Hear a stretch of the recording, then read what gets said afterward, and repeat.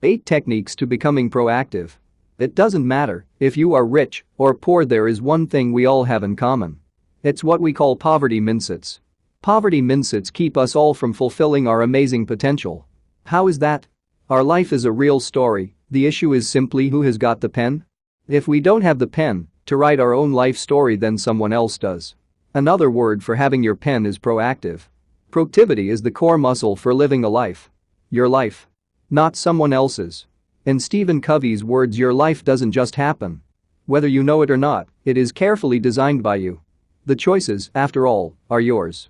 If we are living an unconscious life, then the many little choices that shape each day will go past undetected, but proactivity is living the conscious life, where we know what the story is that we want to write, and we make sure we write it. If proactivity is the core muscle of living, then how do we exercise it? How do we get it fit, and how do we keep it fit? Here are 8 ways we can do that. 1. Have a story to write for your life, your work, your family, your friendships, or your community. Being proactive means to find out what that story is. Never worry that your first answer to that question is "I don't know." All learning starts with "I don't know," so start the work of mining your own dreams, hopes, aspirations, values to work out what story you do want to write. Where do you want that enterprise to be in 1 year from now? What will the story be that you want told about it? Where do you want your character to be in 20 years' time? What is the story you want told about you? Our story is within us, it needs detecting, like a detective doing the hard work to follow the clues and find out the story. And it needs to be a story that means something to us, something that we feel compelled about, convinced about, have some passion and energy about, otherwise it won't get written. Test out your story by asking yourself on a scale of 1-10, how passionate do I feel about this story? If it's less than 8 or 9, then ask yourself, why? What's missing? What would take that score up to a 10? 2. Build daily actions around that story you want to write.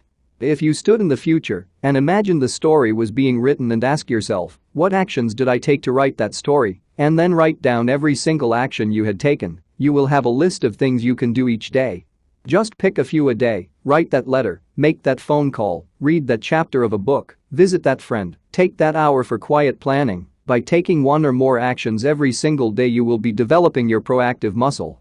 If every day you take an action that moves you 1 step towards your story being written, then you don't need to worry that your choices each day are leading you nowhere, because you know that each action is leading you somewhere that you want to be.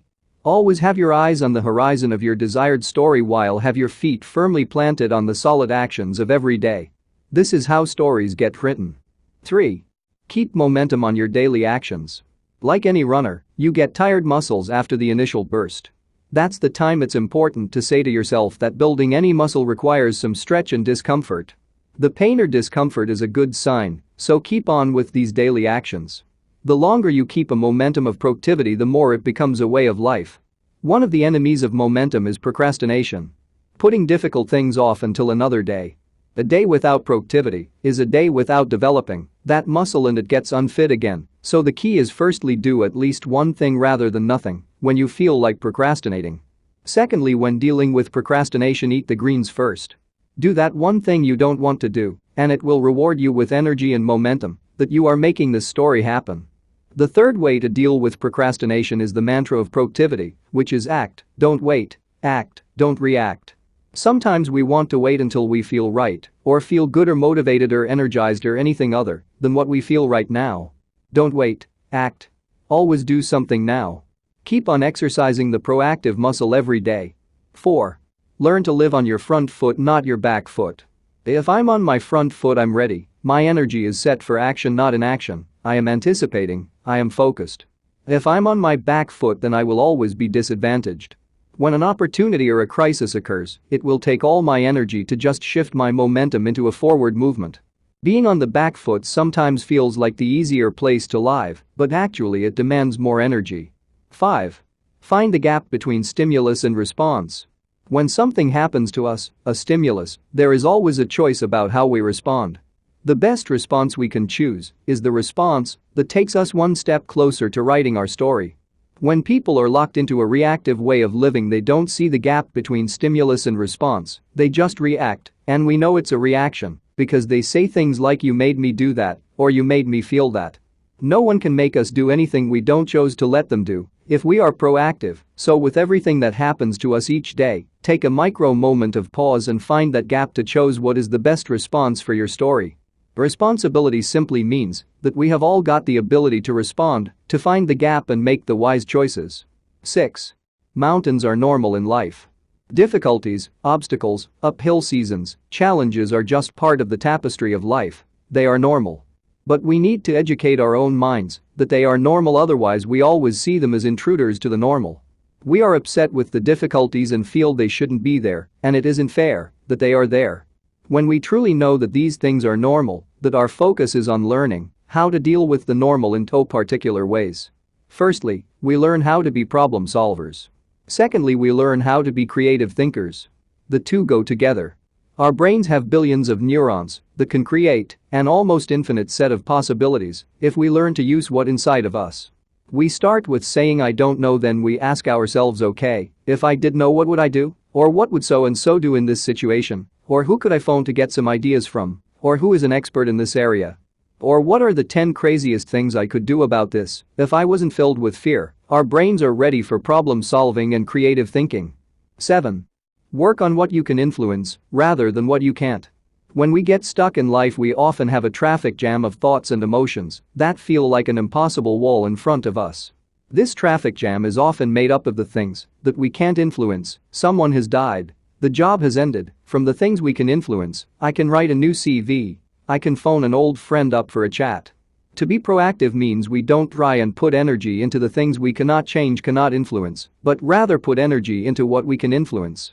If you imagine your feeling of what you can influence is like a circle that sits with a larger circle of things you cannot influence, then we need to keep on growing that inner circle, because if we don't, it just becomes smaller and smaller, and we feel less influential, less powerful, less effective, less of ourselves, less energized and more reactive, and more like a victim.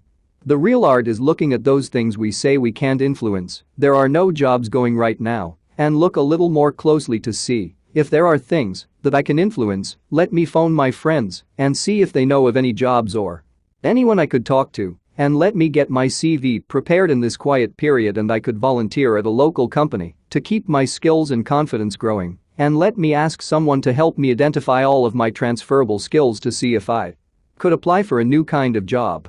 8. Shape your language to support your story.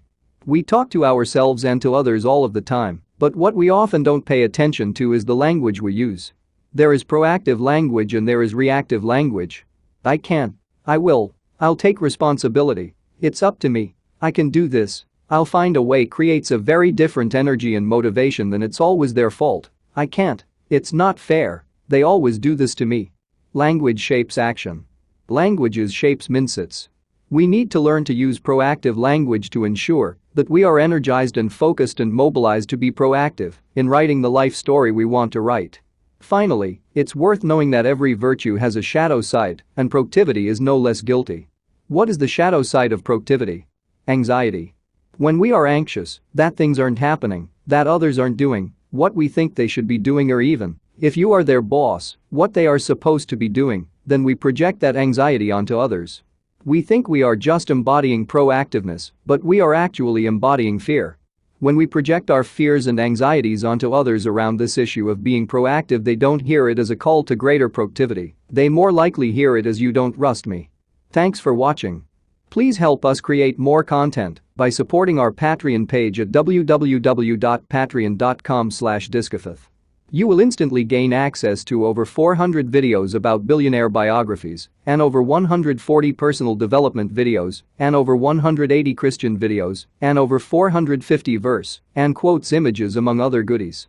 If you enjoyed this video, please leave a comment, like this video, share this video, and subscribe to this channel, and hit the notification bell to never miss another video.